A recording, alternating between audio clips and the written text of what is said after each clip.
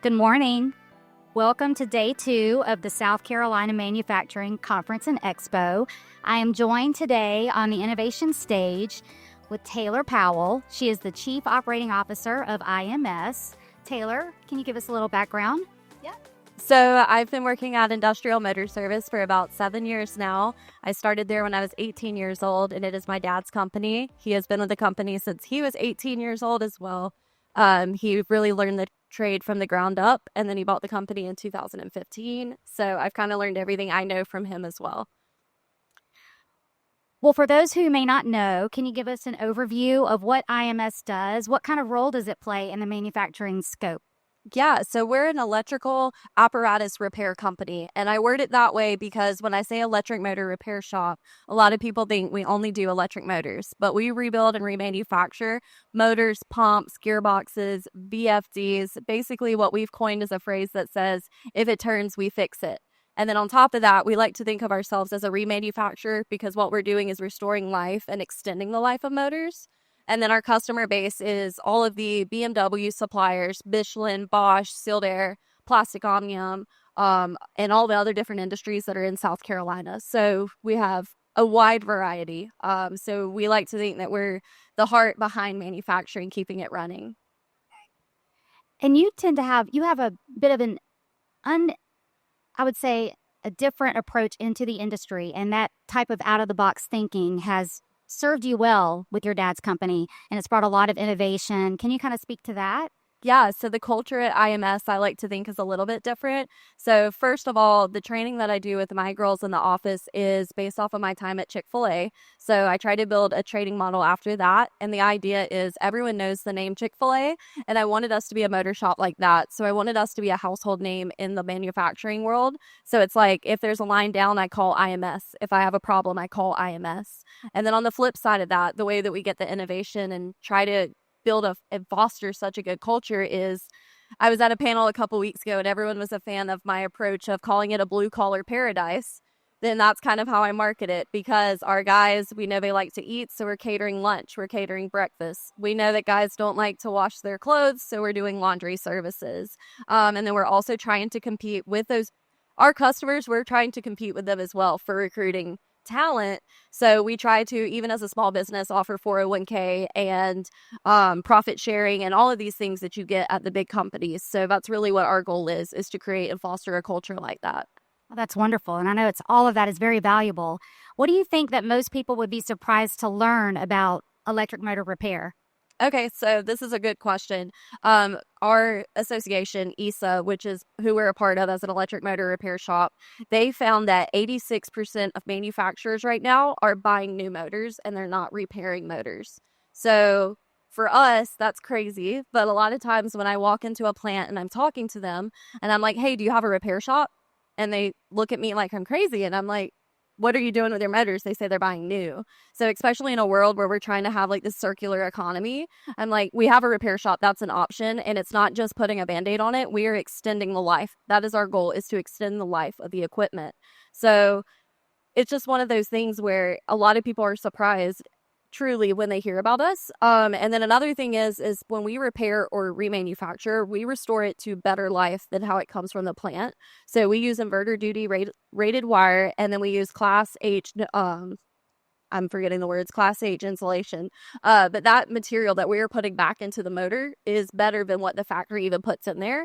So really, you're extending the life, you're getting a couple more times out of that motor, and overall, that's a better experience. So that's why we really try. It's instant business when someone hears about a repair shop.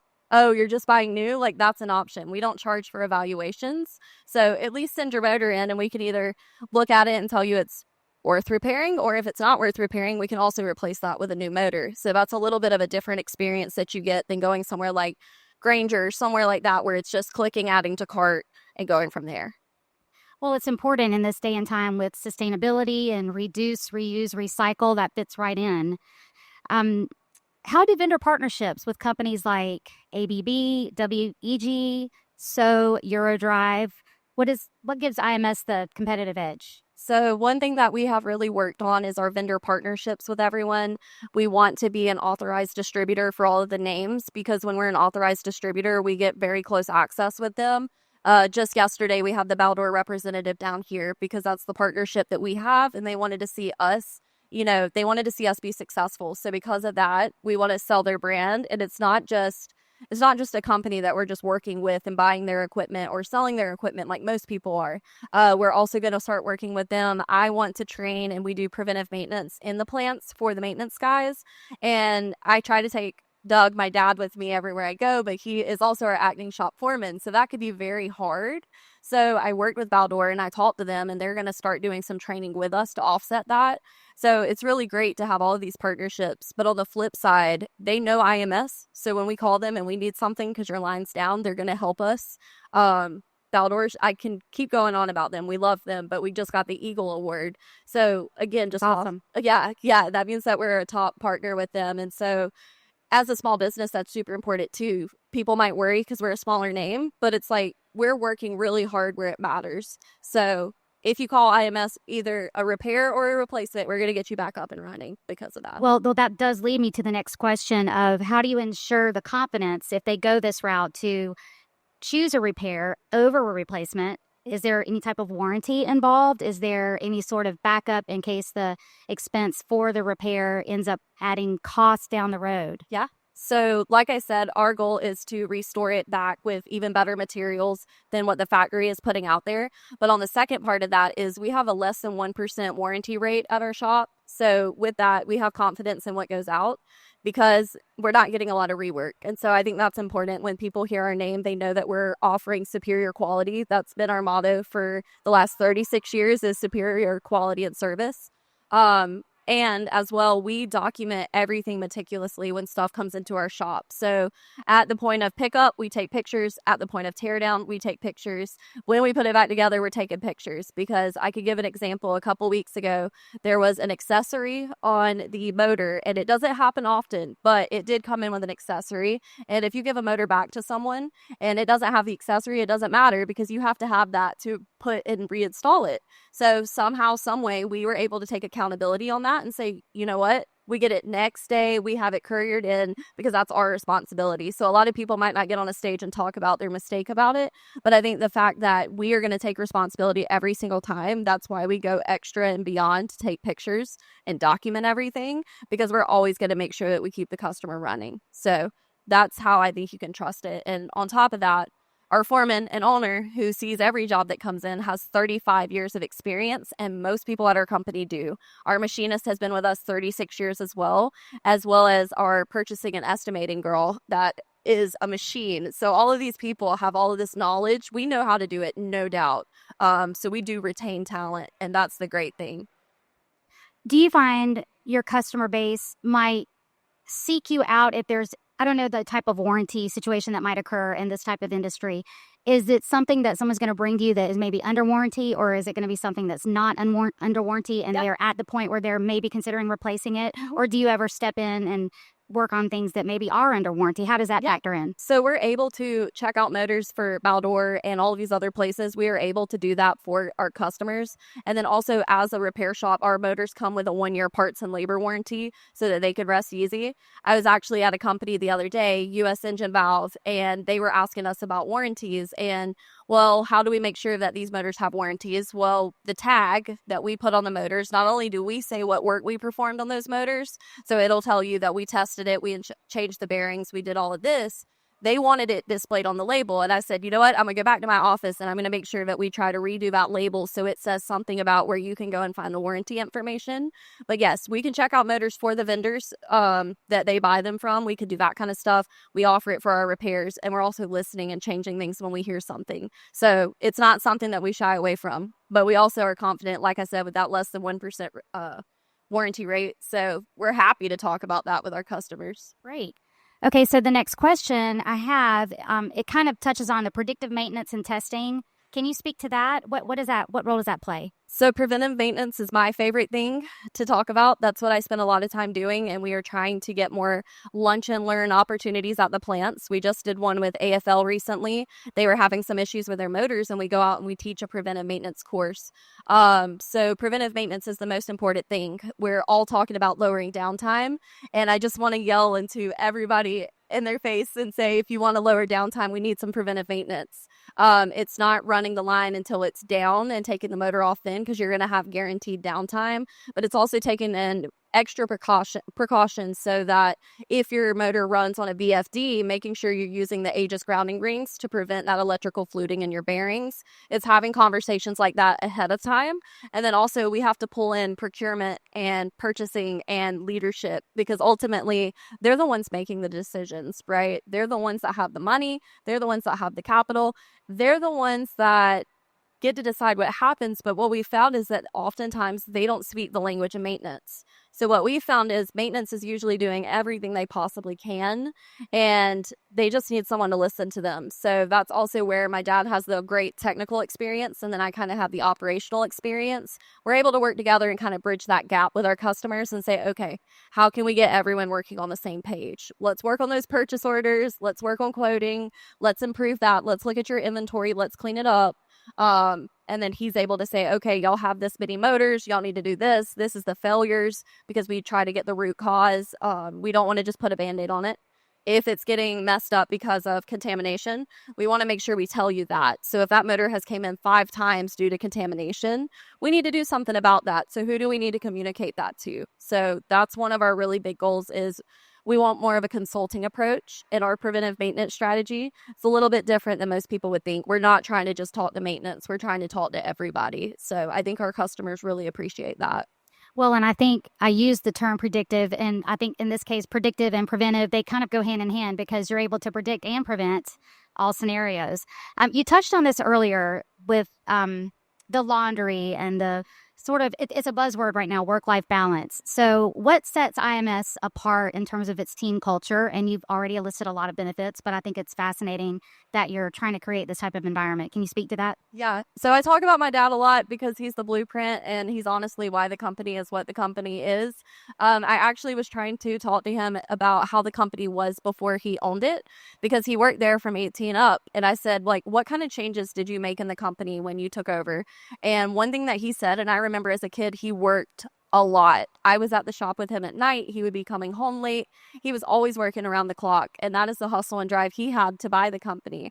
But one thing I can tell you right now is we do not work around the clock. And he told me, so with work-life balance being a really important conversation, it might not be something where he's like, you know, that's a buzzword right now going on. But he worked that. He lived that.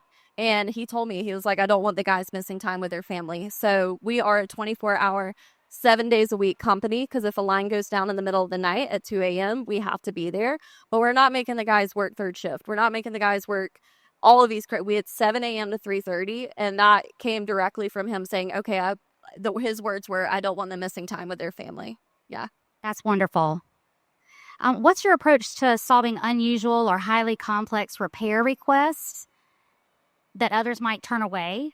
What is there anything that IMS has done that was just considered extraordinary or really over the top? Yeah. So I think that is my favorite thing, is complex problems and situations. It's not always just repair situations. The beauty of having people who have been with the company as long as they have is that it's not often that we see things that we haven't seen before. We have a wealth of knowledge. And that's my thing, is I can go to so many people in the company and they can explain things to me like, how do you even know that? Well, I saw this 5 years ago. So that really helps when you're trying to solve problems. But we also have so many different people. So we had a customer with over 150 different motors that they wanted to figure out. They wanted to reduce redundancy in their motors and duplicates, so that we got all their motors. We picked them up and brought in 150, and we got list of their inventory, and we're like, okay, these SAP numbers, that one has 5 lines duplicated. And so really, if we see a problem or we see it, it's more of a challenge. So I think that's why we can do that. We're not going to turn it away. We're going to do the best that we can always to figure it out. There's just not a time where we're like, no, I don't want to do that. So we see it as a challenge and a problem to solve. So we're a problem solving first kind of company. Well, and I think knowing what I learned about your background and the way you have tried to create processes and make things streamlined, and I feel like that fits right into your level of expertise. Okay, so you're headquartered in Anderson. Mm-hmm. What makes that a good spot for IMS? I think it's because we're strategically located between Georgia, North Carolina, and South Carolina. So we've been powering the Southeast since 1989, and it's always worked that way. Not only do we have all of the manufacturers like BMW, we do not work with BMW directly, but we power all of the people who work for them. And so we know the rules of BMW. We know about the audits when they're coming in and checking stuff out. We know about the downtime. We know about all of that. And then also there's just an abundance of manufacturers around here. And manufacturing is my heart and focus, but we're actually in 30 different industries. So farming, hospitals, HVAC, we are in so many different ones. So we see how everything connects too as well. But I think that's why Anderson is such a great opportunity for us. We're really close to Greenville, Spartanburg. It's a very convenient location with how much manufacturing we have that drives the country. Well, we've talked about processes and certainly innovation. What steps are you taking at IMS to kind of stay competitive in the future? I know with artificial intelligence and like modernizing and the manufacturing world as it moves forward, how is IMS staying abreast and what are they doing to move the needle forward? So an interesting thing about our industry is there's only two types of software out there for what we do. We're very niche, and we have one, and we've worked with it for the last 8 years, and it is just not innovative. There are no changes. And the other company that we looked at, the same thing. So we were really frustrated. We were looking at all these manufacturing types of softwares, and what we found was that they have bombs and they have all these different things that are for mass manufacturing. And what I had to do was take a step back and realize we're a remanufacturer with single jobs. And our customers want visualization and digitalization as well in the age of AI and Industry 4.0. So what we're doing is trying to develop our own apps and different things like that. One for more tracking. If we can track by serial number, then we can start telling them the usage. Condition-based monitoring is a really big conversation right now, and a lot of people are asking, are y'all going to start doing condition-based monitoring?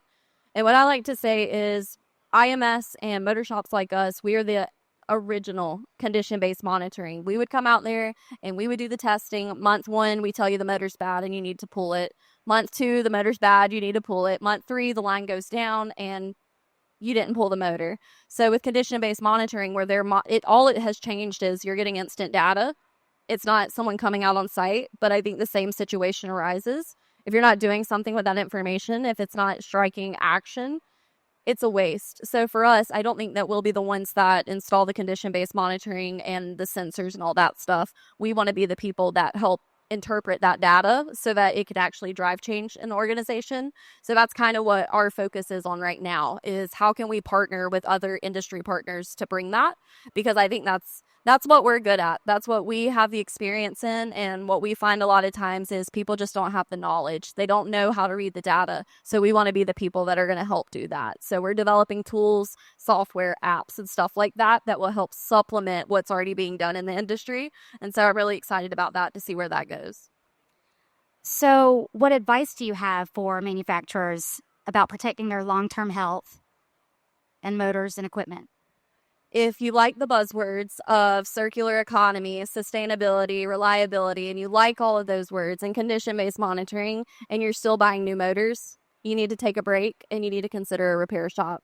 Because the way that we see it is we're taking a consultative approach. And I started using that because that's a buzzword right now, consulting. And what I realized was so many people call us and rely on us to make decisions for them.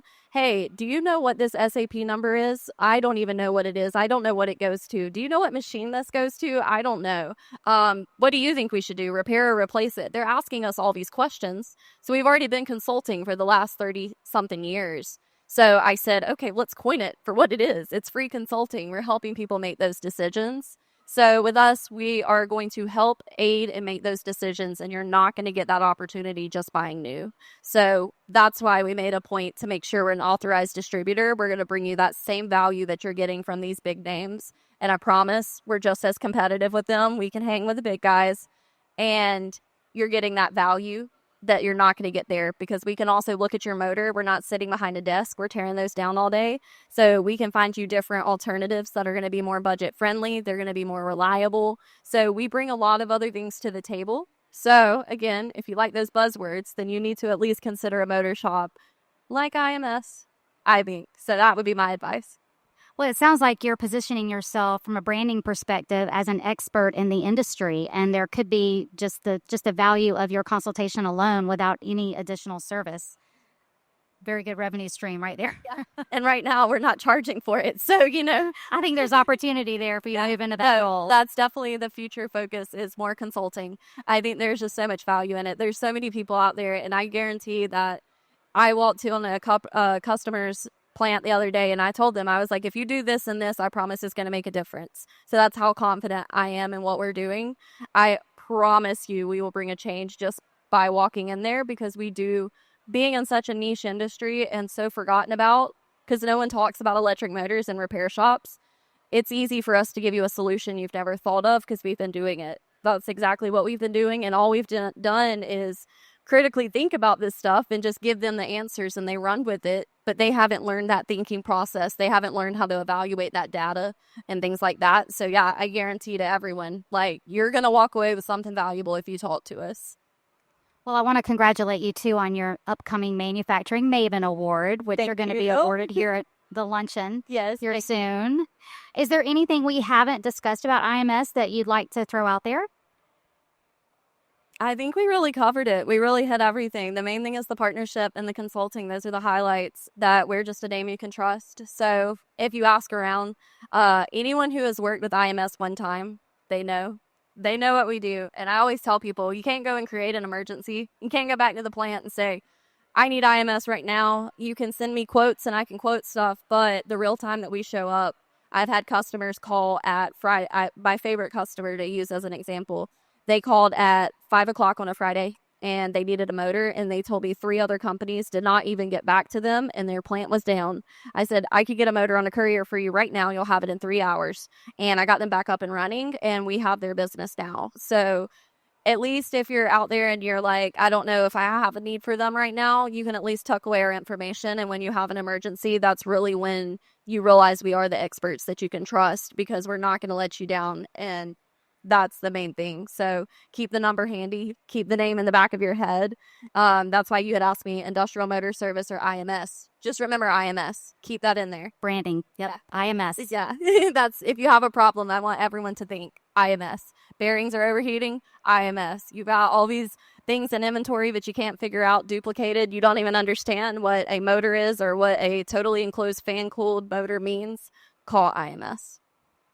Well, and you're passionate about opening up opportunities for other women in the industry. Can you speak to that just briefly? Yeah. So when I first started working at the company, I was 18 and I was very young. I worked with Kendra, who has been with the company 36 years.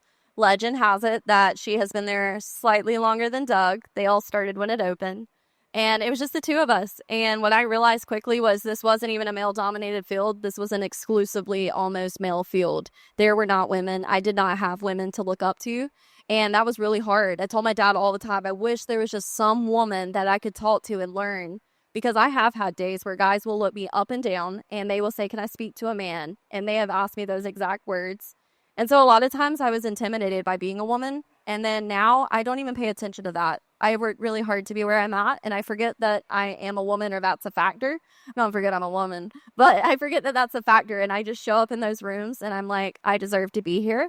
And so that's why that's so important to me. I want other girls to see that. I want to be that role model and mentor that I didn't have in the manufacturing field. So now our company, where it was just 2, they're in the audience, but I have 3 other girls working for me. And I had a student come down here yesterday that I'm mentoring. So I just try to be the girl that I wish that I had because it is tough out here when I go to the last conference I did, I was the only woman speaking out of like 30 different men, and there were no women in attendance. So it can be done, and it's not easy. You're going to have to work harder just because we happen to be women, but it's really important to me to help girls navigate that, young women navigate that.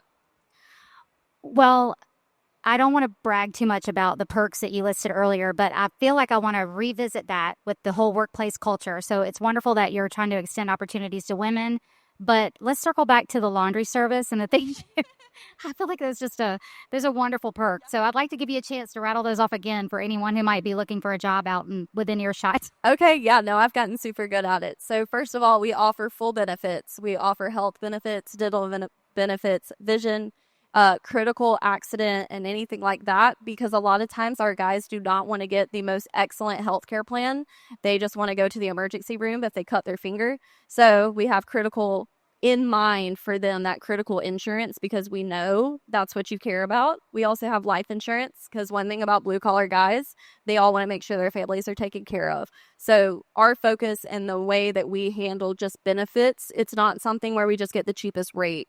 We do our best to make sure we think about them. I know what medications these boys take, not because I ask them, but because they want to make sure they get the best insurance. And I always take time with that. So just to add a little bit to that, we offer all holidays off with pay, and your birthday, which I love to throw out there because everyone loves that. The uniform laundry service, which has been something we've done forever. Profit sharing 401k, and the catered meals. Like I said, at IMS, we love to eat. Like, we're always eating. We'll have a fish fry in the middle of the shop. What else? Fun. Yeah, no, it's such a fun place to work at, and I'm trying to get younger people. We just went to Six Flags, or Carowinds. I keep getting those mixed up, and we're trying to do more stuff like that. We've had such an older generation. I'm so excited to have younger people that want to participate. And then, the most important part is something that I admire and respect is that we don't believe in like a pay cap or a wage cap. You can be with a company and be there for 30 years and you're still going to see raises. So we don't imagine that you're just going to cap out and say, okay, you're a mechanic and that's all you're ever going to make is $20 an hour. We're going to keep giving that because we really do appreciate that loyalty and their knowledge. And so that is the most beautiful thing. Unfortunately, in our industry, we do have to train because there's no education out there for it. That's my other passion, working on that. There's no training program. We have mechatronics. They only teach one class on electric motors and they barely touch it. So I'm trying to work on an apprenticeship program. But right now, you come in and you say, that's not really the pay that I'm looking for. Stick with it. We give raises like you would not even imagine. It's like dollar raise, dollar raise, dollar raise. Doug is the most generous man about that. And he rewards how fast you want to learn. That's how you're going to start making more money. But yeah, so if you're looking for something that is a career opportunity, something that you can really invest in, we want people who are there long term. And like I said, my dad has been the blueprint, but so has the rest of the guys that have been there for 10, 15, 20 years. It's obviously possible to have people like that. And I think that's something we're missing in this generation is a trade and taking that trade and running with it, learning everything you possibly can and sticking with it. So I want to bring that back. I think trades were dying for a little bit, but I'm starting to see them come back around and I'm really excited for that.